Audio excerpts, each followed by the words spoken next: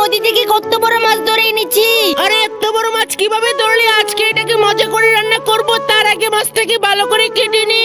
এই তো মাছটা কাটা মনে হয় শেষ হয়ে যাচ্ছে, একটু মাঝখান দিয়ে কেটে নি আর মাছটাকে পিস পিস করে ফেলি। আর মাছটাকে রান্না করার জন্য সকল মশলা দিয়ে দিই যাতে খেতে অনেক মজা এবং জাল হয়। এখন মাছটাকে দিয়ে দিই। আর আপনিও যদি মায়ের হাতের রান্নাকে মন থেকে ভালোবাসেন, চ্যানেলটিকে সাবস্ক্রাইব করে দেন। মনে হয় রান্না হয়ে গেছে রে, সবাই খেতে চলে আয়। মা, আমার তোমার হাতের রান্না অনেক মজা হয়েছে, খেতে অনেক ভালো লাগতেছে।